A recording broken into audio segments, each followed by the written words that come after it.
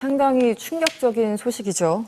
이번 일에 연루된 이유미 당원 그리고 이준서 전 최고위원 이름이 가장 많이 언급되는데요. 네. 원 기자, 이분들 어떤 분들이십니까?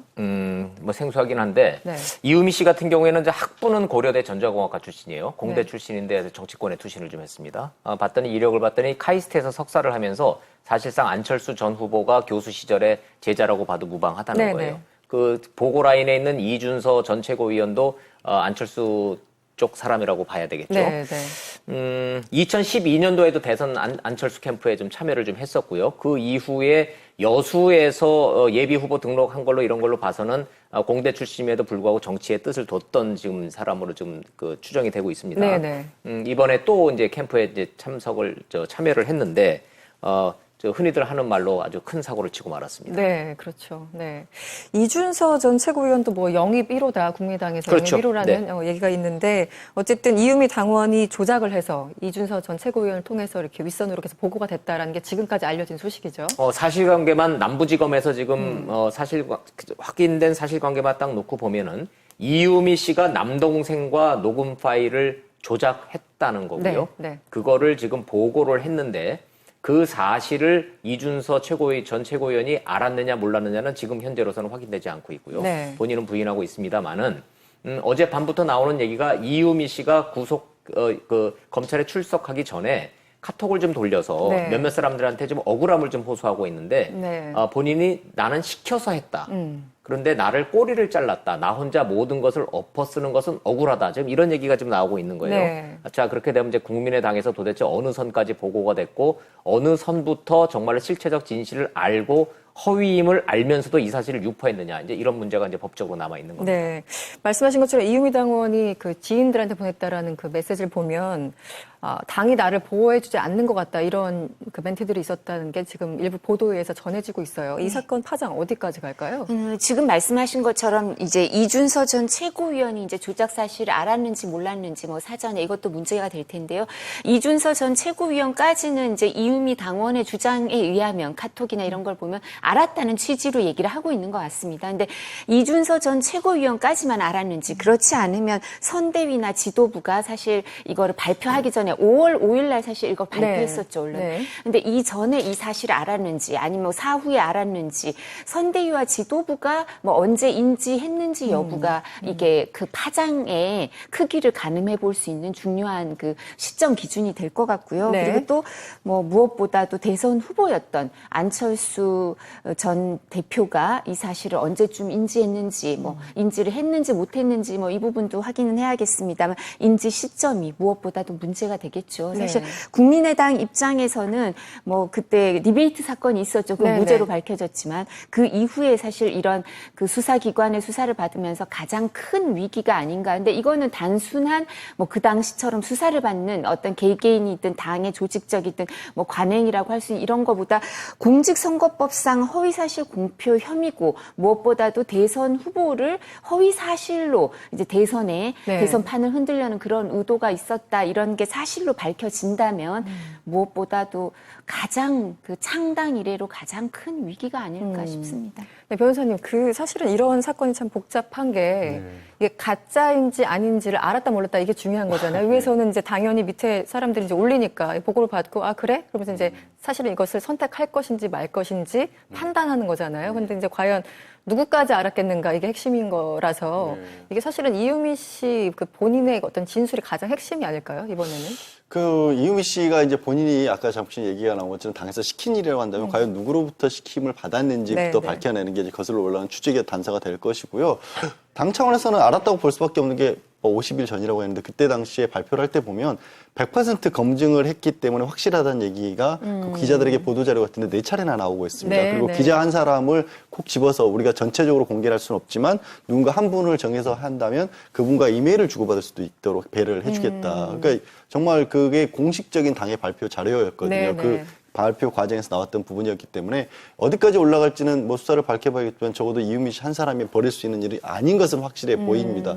그거는 수사에서 밝혀져야 될 거고 국민적으로 봤었을 때는 이게 당 차원의 어떤 책임 문제로 불거질 수밖에 없는 게 네. 사실 이번 대선이 치러지게 된 계기가 박 전 대통령의 탄핵으로 인한 것이었고 네. 그 가운데 굉장히 국민들의 많은 분노를 일으켰던 게 정유라 씨 아니겠습니까? 그렇죠. 정유라 씨 입학의 특혜, 그러니까 우리 사회가 공정하지 못했고 누군가 가진 사람, 권력이 있는 사람의 자녀일 경우에는 모든 것을 저렇게 쉽게 누릴 수 있구나라는 거였고 그걸 대비시켜서 문진영 씨 의혹을 제기를 한 겁니다. 그랬었죠. 국민의당에서. 네네. 그러면서 그걸 뒷받침하는 증거랍시고 이거를 만들어냈다라는 게 이제 밝혀진 거 아니겠습니까? 그러면 이 정도의 일을 과연 당에서 아무런 검증 과정도 없이 했었을까요? 지난 대선만큼 이른바 언론사들이 참 좋았던 것 중에 하나가 팩트체크였습니다. 그렇죠. 예, 네. 언론사들이 주축이 됐었고 각 당들도 그런 것들을 그래서 자발적으로 했었어요. 그럼 다른 어떤 후보들에 대해서 그렇게 하면서 스스로 주장하는 것에 대해서 아무런 팩트체크도 하지 않고 보냈다? 그러면 그 팩트체크 과정에서 걸리지 않았다는 얘기는 뭐냐면 당 내부에서 최소한 두 축이 움직였다는 겁니다. 이걸 네. 주장하는 측이 있었고 하나는 같은 자당 내에서도 그런 것들이 얘기가 나왔을 때 타 후보에 대해서도 검증을 하는데 자당 내에서도 그거를 검증하는 팀은 있었을 거예요. 네네. 최소한 두 개는 걸리는 거죠. 이미 거기서부터. 네. 얘기 나온 김에 그 보고 라인 좀 한번 좀 저 디테일하게 좀 들여다보면요. 네. 일단 이준서 저 최고위원이 이제 바로 직보 라인에 지금 있는 거고요. 그 위에 이제 김성호 공명선거 추진단 전 의원입니다. 네. 김인원 공명선거 추진당 부단장, 네. 부장검사 출신으로 돼서 이 폭로를 주도했던 인물이고요. 그 맨 위에 공명선거 추진단장이 이용주 의원이에요. 네네. 그래서 지금 이제 검찰 수사가 요 라인에 대한 이제 수사는 좀 불가피해졌고 그렇죠. 네. 이유미 씨가 도대체 누구의 지시를 받고 했는지, 누구에게 보고했는지 이런 이제 내용들이 이제 수사의 대상으로 남아 있습니다. 네, 그 중간 보고에서는 뭐 이용주 의원이 당시 우리가 녹취했던 걸 들었다 또 말았다 서로 이제 공방이 지금 네. 시작되는 것 같은데요. 내부에서도 일단 갈등이 또 시작되는 것 같고요. 네. 일단 어제 박주선 비대위원장이 대국민 사과를 했잖아요. 어제 예정이 없이 갑자기 기자회견을 자청을 해서 그래서. 무슨 내용인가 딱 했는데 기자들이 봤더니 그냥 대뜸 90도로 절을 하면서 대국민 사과라라고 얘기를 하면서 기자들도 이거 뭐지? 그러면서 놀랐죠. 이제 굉장히 네. 놀랬었다는 거예요, 국회에서. 그만큼 국민의당이 검찰 수사가 이렇게까지 진행이 되고 이제 피의자로 소환되기 직전이었기 때문에 더 이상 이거 조금이라도 늦추면 이거 당에 존망이 걸린 문제다 해서 아주 긴박하게 움직이는 모습이 어제였고 오늘도 지금 뭐 국민의당 파장은- 분위기 지금 거의 아주 초비상입니다. 그렇죠. 이게 어디까지 파장이 미칠까요? 아까 말씀하신 것처럼 리베이트 사건으로 좀 잠잠해지나 했는데 이번 사건은 사실 뭐 그거 이상으로 더 큰 거 아니겠습니까? 지금 좀 전에 원 기자님께서 사실 그 보고 라인을 설명을 해주셨는데요. 뭐 이준서 전 최고위원의 경우에는 뭐 카림 라시드 코리안 디자인 디렉터라든가 아니면 뭐 에코준 컴퍼니 대표이사 벤처 기업이라든가 디자이너 출신이니까 네네. 사실 이 부분에 대해서 체크를 하는데 조금 그 부분에 있어서 여력이 부족했다 하더라도 부단장도 검사 출신이고 무엇보다도 이용주 의원은 부장검사 출신이거든요. 이용주 의원도. 그래서 이런 분들이 이 사실을 체크를 안 했을까. 왜냐하면 좀 전에 그 양 변호사님 설명하신 것처럼 사실 문유라라고 하면서 맹공을 펼치고 대선 직전이기 때문에 이거를 영향을 끼칠 수밖에 없는 그런 이 폭발력 있는 사안을 발표를 하면서 그리고 이게 사실이 아닐 경우에 그 대선 후보가 당선이 됐을 경우에 이 수사를 받을 수밖에 없는 상황에 네. 이런 파급 효과를 몰랐을 리가 없는데 왜냐하면 박주선 지금 비대위원장 이런 분들도 영향력 있는 원로였고 그 당시에도 이분도 여러 번 그 수사를 받으시면서 경험이 있으시잖아요. 네, 본인도 네. 뭐 법무비서관 출신이지만 뭐 2번인지 3번 무죄 받으셨고 그다음 박지원 공동선대위원장이 이런 일에 있어서는 경험이 많을 수밖에 없거든요. 네. 사실 정치권에 오래 있으면 여러 가지 제보 그리고 여러 가지 이런 그 뭐 이렇게 공을 세우겠다는 여러 가지 그 선거 과정에서 여러 가지 정보라든가 제보라든가 진술이라든가 농공 행상을 위해서 벌이는 그런 경쟁이 있거든요. 근데 그거를 허위에 진위를 가리는 게 이런 분들 오랫동안 선거를 지켜보고 당에 계셨던 정치판에 계셨던 분들의 그 역할일 수밖에 없어요. 네, 네. 또 위로 올라가시면. 그러니까 뭐 만약에 안철수 전 대표는 사실 정치 경험이 짧죠. 그래서 이런 부분에 대해서 뭐 선대위원장이나 이런 사람들의 의견을 들었다 하더라도 실제 선대위원장을 했던 지금 언급했던 분들은 이 진위를 가릴 능력이 있지 않았을까. 이분들이 정말 몰랐을까. 이게 뭐 네. 수사 결과가 사실이라면 지금 나오는 얘기가 어떻게 이런 일을 벌일 수 있을까 저 이해가 안 되는데요. 예. 그리고 안철수 전 대표도 뭐 정치 경험이 짧아서 이 부분에 대해서 확실히 몰랐다 하더라도 대선 후보로서 이게 일정 부분 보고는 받았을 거거든요. 그러니까 이 부분에 대해서 책임을 완전히 자유로울 수 있을까 쉽지 않을 것 같습니다. 그래서 예. 나온 얘기가 안철수 후보가 사실은 이제 후보가 이런 것까지 내밀하게 다 알 수 있을까? 저는 사실 그 생각이 들긴 들어요. 어차피 밑에 있는 이제 선대위 차원에서 다 이제 정리해서 결국 후보자한테는 이제 올리는 그런 보고되는 그런 라인이기 때문에. 근데 어쨌든 안철수 당시 후보 몰랐든 알았든 어떤 식으로든 입장 표명을 해라. 지금 여기저기서 그런 요구가 빗발치는데 어떻게 해야 될까요? 당연히 입장 표명이 있어야 될 것이고요. 이거를 근데 이 사안이 뭐 정말 소소한 일들이 굉장히 많죠. 후보가 신경 써야 될 부분이. 근데 이런 정도의 사안에서 최소한의 이만큼도 검증을 안 해보고 본인 스스로 의구심을 안 걸어보고 그냥 위에서 보고를 했기 때문에 그냥 이걸 가지고 선거에 이용을 했다?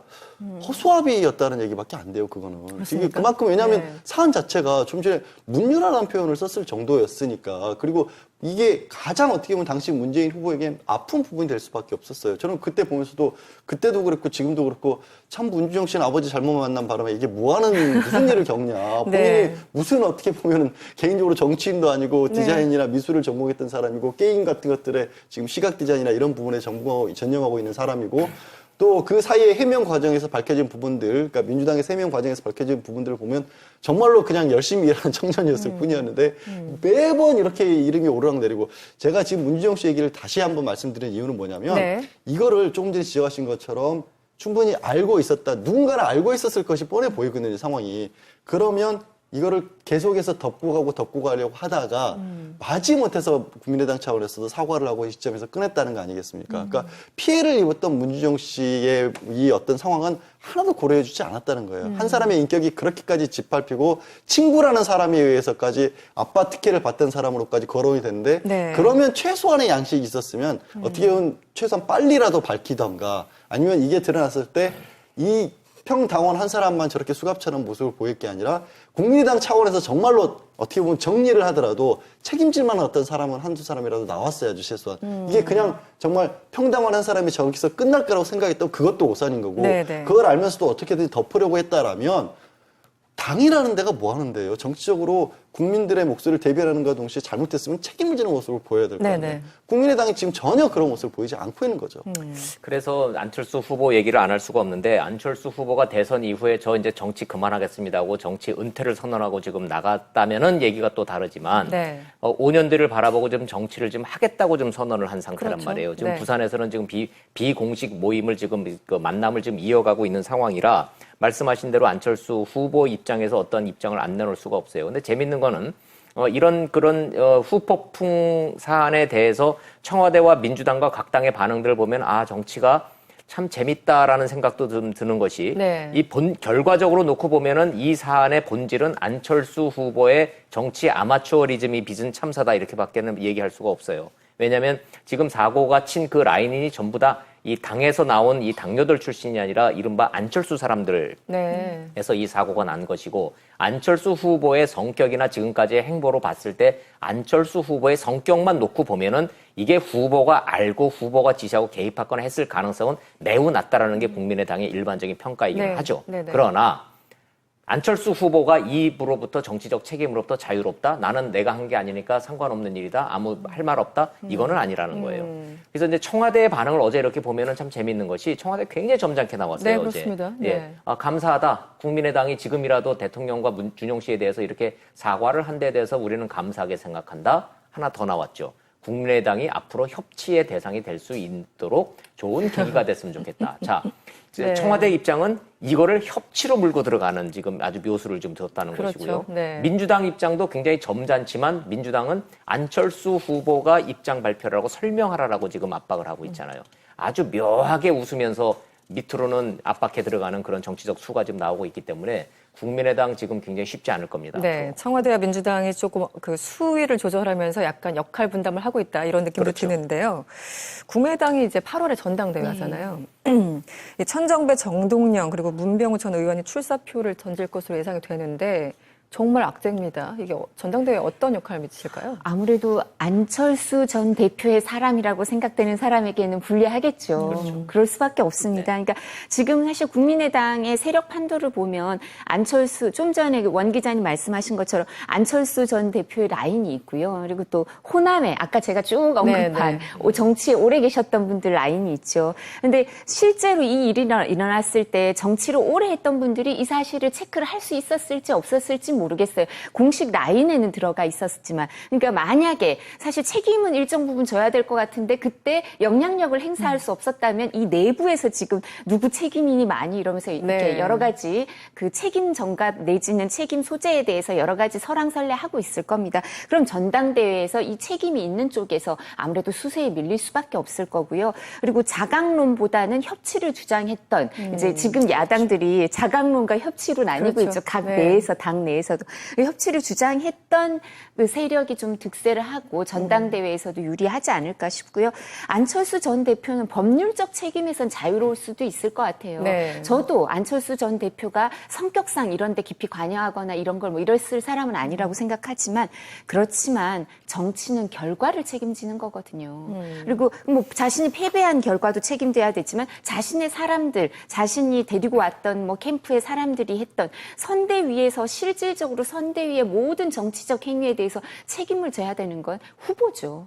그리고 그 후보가 정치를 계속한다면 더 말할 나위가 없고 그거는 지금까지의 모습도 국민들한테 보여줘야 되는 결과에 대해서 책임지는 모습도 보여줘야 되지만 앞으로 자신의 미래를 개척하기 위해서도 책임을 져야 되는 모습을 보여줘야 돼서 그런데 전당대회에선 그래서 아무래도 이 안철수 전 대표 쪽 세력이 좀 약세가 될 수밖에 없지 않을까 싶습니다. 네, 변호사님 조금 전에 저 뉴스를 보니까 박지원 전 대표가 한 라디오 인터뷰에 나와서 이것도 문제지만 준용 씨 입사 특혜 의혹 아직 풀리지 않았으니까 그것도 같이 조사하라 이렇게 나왔어요. 맞불 작전이라고 해야 됩니까? 이거 어떻게 봐야 됩니까? 이제 박지원 전 대표가 워낙에 정치적인 어떤 수를 잘 두시는 분이라고 그래서 뭐 구단이니 여러 가지 별명도 있으지 않습니까? 하지만 중간중간에 악수도 참 많이 드세요. 생각해 보면. 그러니까, 완벽할 수는 없죠. 완벽할 수는 절대 없는 겁니다. 그리고 그런 식으로 어떤 정치적인 해법을 찾아왔던 부분들이 많이 보이기 때문에 이런 상황에 있어서마저도 그렇게 본다라는 것은 일단 이게 국민 감정을 얼마나 건드리는지를 좀 파악을 못 하신 것 같아요. 그리고 지금 국민의당이 가지고 있는, 예를 들어서 국민의당이 박지원 대표라든가 국민의당의 호남 의원들이나 이런 분들이 좀 전폭적인 지지라도 받고 있는 상황이었다면 이런 얘기가 조금이라도 막히고 반전의 기회가 삼을 수가 있어요. 근데 아들 자식 문제에 관해서는 국민들이 그렇게 보지를 않고 더하기 다시 한번 말씀드리면 국민의당이 가지고 있는 어떤 호응도가 굉장히 낮은 상황이에요. 호남에서마저도. 저는 사실 이제 잠시 말씀하셨지만 이게 지금 당내에 전당대회를 기점으로 해서 어쩌면 정계 개편까지도 이어질 수 있다는 생각까지도 들어요. 국회의원분들 정말 죄송스럽지만 선당우사는 다 거짓말이잖아요. 일단 본인들이 사셔야 되잖아요. 지금 이런 상황에서 국민의당 의원들이 우리가 3년 뒤를 기약할 수 있을까? 그래서 그 고민들 안 할까요? 그럼 어떻게 살아야 될까요? 그분들이. 지금 당장 살려면 지금 어떤 식으로든지 돌아가자 내지는 어떻게든지 협치하는 모습이라도 보여주자 이런 생각 하실 수밖에 없는 상황이 만들어졌는데 거기에 덜컥 박지원 전 대표가 이건 문주정 씨 다시 조사하자 먹힐까요? 그런 식의 맞불 작전은 먹히지 않을 것이다. 그런데 당장 뭐 3년 뒤 총선은 뭐 정말 3년 뒤니까 그렇다 치고 당장 내년에 지자체 선거가 있지 않습니까? 지방선거죠. 지방선거. 그리고 지금 그렇잖아도 뭐 국민의당 지지율이 높지 않은 상황에서 이런 악재까지 터졌기 때문에 존립 기반 자체가 흔들린다 이런 우려까지 나오고 있어요. 어떻게 있죠. 전망하세요? 당연히 그럴 수밖에 없고 이제 당장 이제 임박한 전당대회 이 전망이 지금 매우 불투명해졌고 어제 청와대가 입장 발표한 거 있잖아요. 감사하다, 협치하자. 여기 이 두 단어에 모든 게 농축돼 있는 거예요. 거기에 지금 이제 양 변호사님이 이제 말씀하신 이게 더 커지면 정계 개편으로도 갈 수 있는 것이고 이게 그 정치적으로 잘 마무리가 되면 국민의당이 말 그대로 이제 거듭날 수가 있는 건데 뭐 나라를 위해서 백의종군 하신다는 국회의원들한테 그렇게 뭐 선당우사 거짓말이라 그러면 다들 서운해 하실 것이고 다만 이제 협치하자라고 하는 그 협치의 계기가 됐으면 좋겠다라고 이제 청와대의 그 말이 무엇을 의미하는지 이제 국민들이 다 지금 알고 있죠. 그래서 이 문제는 제 개인적인 전망으로는 정치적으로 비화될 가능성보다는 검찰의 법률적 판단과 처벌 수위로 정리될 가능성이 매우 높은 사안입니다. 왜냐? 청와대가 협치해서라고 하자라는 이런 반응을 내놨는데 검찰이 그걸 오버를 해서 그거를 정계 개편을 끌고 나갈 그런 상황은 아니라고 보는 거예요. 그래서 국민의당 입장에서는 악재임이 분명하고 굉장히 곤혹스럽겠지만 이것이 과연 이 정계 개편이라든지 다른 어떤 인위적인 걸로 갈 가능성보다는 내부적인 정리 수순으로 갈 가능성이 크죠. 말씀하시는 걸 듣다 보니까 드는 생각이 검찰이 이 정치적인 수사를 해석하는 능력이 굉장히 뛰어나잖아요. 검찰에서 굉장히 고민이 깊을 것 같다는 생각. 협치라는 단어를 어떻게 해석할까? 고민이 가장 깊어지고. 좋아하는 먹잇감이 생겼죠. 네. 대선에서 패배한 진영이죠. 그다음에 야당이죠. 그다음에 그 여당이 지금 협치의 대상인 1호 공약 대상이죠.